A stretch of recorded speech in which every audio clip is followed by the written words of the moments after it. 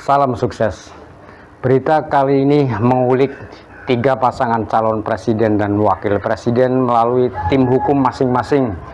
Baru saja menyerahkan dokumen kesimpulan sidang perselisihan hasil pemilu dalam PHPU Presiden dan Wakil Presiden ke Mahkamah Konstitusi atau MK.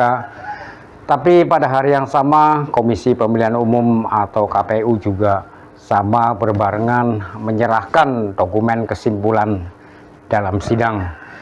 Situasi baru selesai lebaran tapi suhu politik kontan panas karena seperti biasa masing-masing tim hukum selalu berargumen atas pengakuan kemenangan hasil sidang PHPU di MK ini, di mana pengakuan dan argumen-argumen tim hukum 01 dan tim hukum 03 yang sangat lemah karena tanpa pembuktian ini dengan sangat mudah sekaligus dua-duanya dirontokkan habis oleh tim hukum pasangan 02 yaitu Prabowo Gibran. Untuk kelanjutannya coba kita cek dulu videonya. Kami mendalilkan telah terjadi pengkhianatan konstitusi, pelanggaran konstitusi dan pelanggaran azas bebas, jujur dan adil. Bagaimana narasi-narasi dan fakta-fakta yang diungkapkan ketika para pihak pemberi keterangan itu dihadirkan oleh MK, oleh Hakim MK. Di situ ada Menteri Menko, ada Menteri juga Menteri Keuangan, Mensos, dan juga ada DKPP dan segala macam. Keterangan-keterangan mereka itulah yang menjadi terang, yang memberikan suatu fakta dan mematahkan seluruh argumen baik oleh pemohon 01 maupun pemohon 03. Hakim menggali yang substantifnya. Hakim menggali tentang kualitas pemilunya. Jadi tidak sama sekali membahas tentang angka-angka di sana. Supaya masyarakat tahu, hukum acaranya sudah tegas menyatakan dan tidak boleh dilanggar. Yang dipersoalkan itu harus mengenai berapa suara yang Anda peroleh. Tetapi sekarang yang dipersoalkan ternyata adalah ada kecurangan-kecurangan yang menurut kami sebenarnya tidak merupakan ranah MK. Sesungguhnya menurut hukum acaranya yang harus dipersoalkan itu adalah berapa sesungguhnya suara yang diperoleh oleh 03 maupun 01 dan mana suara daripada KPU yang sebenarnya perhitungannya itu yang tidak benar. Itulah sesungguhnya perkara ini. Penuhnya pelanggaran itu membuat output dari pemilu termasuk pencoblosan pada tanggal 14 Februari itu tidak bisa dianggap sah. Ya. Nah, MK tentu membaca apa yang kami tulis ya. Dan pemilu bisa diulang dan ada jurisprudensi. Itu sebenarnya kalau kecurangan ini ranahnya ini ranah Bawaslu. Bawaslu yang harus memeriksa perkara kalau ada kecurangan. Kami juga uji di persidangan ternyata kecurangan itu pun tidak terbukti. Jadi dari segi prosedural sebenarnya ini sudah salah. Tidak ada bukti-bukti tentang kecurangan itu. Khusus di kasus ini kami sampaikan di 01, ada 19 yang dituduhkan kepada 02 bahwa melakukan suatu kecurangan. Ternyata setelah kami lihat, satu persatu dari 19 ini di kesimpulan ini kami uraikan dengan jelas. Satu pun tidak terbukti adanya kecurangan tersebut. Berkenaan dengan soal pelanggaran terhadap persyaratan calon. Putusan Mahkamah Konstitusi nomor 90 berlaku sejak diucapkan, ya, sehingga tidak perlu menunggu perubahan peraturan KPU karena berlaku otomatis sebagai hukum positif sehingga pencalonan presiden cukup dengan salah satu syaratnya pernah jadi kepala negara. Gugur yang kedua, kepala daerah. Kemudian juga bukti tentang pelanggaran-pelanggaran berupa penyalahgunaan bansos. Menjawab tuduhan tentang bansos, itu kami patahkan. Bansos itu perintah undang-undang, bukan perintah Jokowi. Dan sudah didukung oleh Pak Menteri. Bansos gugur, bahkan tidak ada satupun saksi mereka yang yaitu warga pemilih yang memilih gara-gara disogok bansos, tidak ada. Kemudian netralitas pejabat kepala daerah, kepala desa. TSM tentang penjabat kepala daerah Ternyata MK pun sudah pernah memutus tentang penjabat kepala daerah dan mengetahui bahwa penjabat kepala daerah itu ada, tidak pernah ditolak. Ya, jadi semuanya gugur mereka punya tuduhan-tuduhan. Ya, ada ahli yang kami ajukan mampu menjelaskan bahwa dari 24 kepala daerah yang ditunjuk atau melalui instrumen PJ itu, 23 diantaranya adalah PJ di Provinsi Aceh. Tetapi faktanya Pak Prabowo kalah di Provinsi Aceh. Itu menandakan bahwa fakta-fakta persidangan itu mampu kita mengkonstatir dengan penunjukan PJ-PJ kepala daerah sebagai satu cawe-cawe atau penyalahgunaan kekuasaan yang terkoordinasi yang dilakukan oleh Presiden Jokowi misalkan.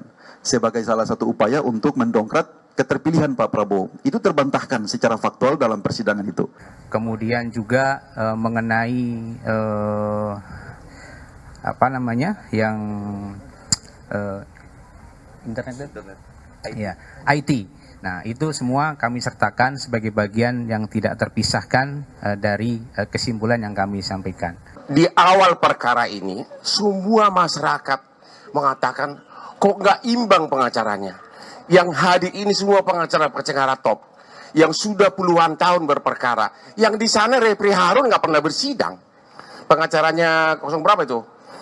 01. Mulia Lubis cuma konsultan. Anda bisa lihat, ya, betapa hancurnya pembelahan mereka. Inti pokok dari permohonan mereka adalah adanya kecurangan rakyat disogok dengan bansos. Kalau Sami jadi pengacaranya, pengacara perkara yang street lawyer yang sudah puluhan tahun, harusnya saya akan kumpulkan 5 masyarakat dari tiap kabupaten penerima bansos, terutama yang berpihak, bawa ke MK ratusan. Ini mereka tidak lakukan. Kalau putusannya mengabulkan permohonan pasangan nomor urut 1 dan nomor urut 3, maka pupuslah sudah, kemenangan itu tidak ada artinya. Akan diulang, apakah diulangnya dengan diskualifikasi atau tidak, kita serahkan kepada majelis hakim. Mereka terpengaruh sama filsafat kosong dari Rocky Gerung. Yang dibawa adalah filsuf sama psikolog. Bagaimana suatu peristiwa perbuatan melawan hukum dibuktikan mau dicoba dibantah dengan psikolog sama etika sama Romo ahli gerejani. Jadi benar-benar pembelahan mereka itu seperti saya bilang di awal benar-benar pepesan kosong, ya. Jadi jangan nangis kalau kalah. Udah itu aja. Rocky Gerung, saya tantang kau berdebat hukum, ya. Bukan berdebat filsafat Kopingho, ya. Thank you. Menurut saya tidak ada kata lain lagi kalau tidak dikabulkan. Amin. Jadi saya yakin majelis hakim Mahkamah Konstitusi yang dengan profesional selama ini sudah melakukan sidang dengan baik dan tulus, saya mengikuti setiap hari, mudah-mudahan bisa dikabulkan permohonan dari 01. Jadi bagi Mahkamah Konstitusi, kalau memang permohonan ini kuat dalilnya, maka haram hukumnya tidak dikabulkan. Ya, sebaliknya harus dikabulkan. Kalau memang permohonan ini sesuatu yang tidak ada dalam template hukum acara Mahkamah Konstitusi, sama sekali tidak ada yang seperti itu modelnya. Dan secara substansial, ya, seluruh dalil-dalil yang mereka kemukakan itu gagal dibuktikan di depan persidangan.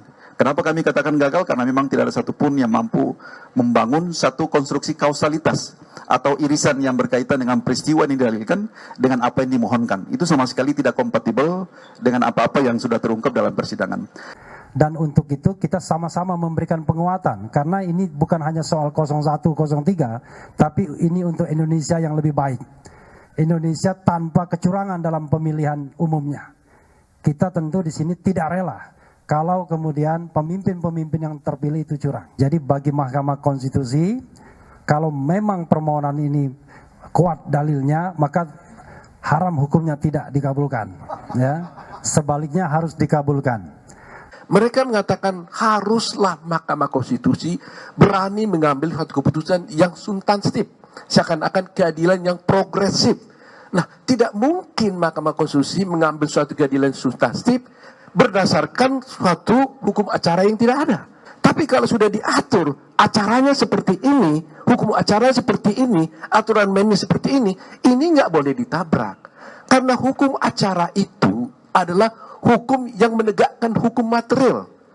Gitu loh. Tanpa adanya hukum acara, hukum materialnya tidak akan tegak. Ada dua pemikiran dan persimpangan jalan.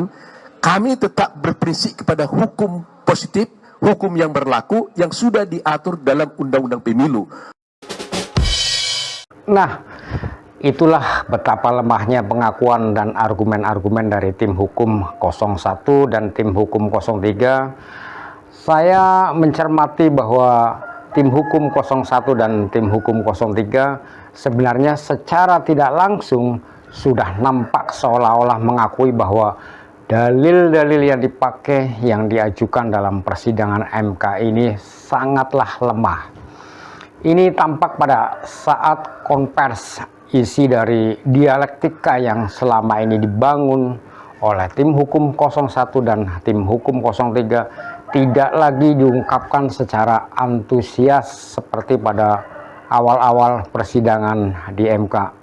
Bahkan argumen-argumen yang disampaikan hanya itu-itu saja, yang utamanya adalah diskualifikasi Gibran, bansos, dan abuse of power terhadap penyalahgunaan aparatur pemerintah sehingga semakin melemahkan penguatannya.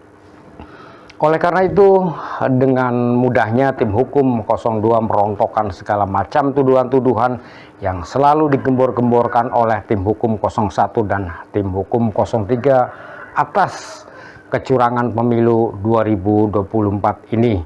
Bahkan untuk mematahkan dalil-dalil dari tim hukum 01 dan tim hukum 03, argumen dari Profesor Yusril kali ini cukup diwakilkan oleh anaknya yang juga sebagai tim hukum Prabowo Gibran, yaitu Yuri Kemal. Ditambah lagi dengan balasan-balasan yang cerdas oleh timnya juga, yaitu Bung Oto, Bung Hotman, dan Bung Fahri.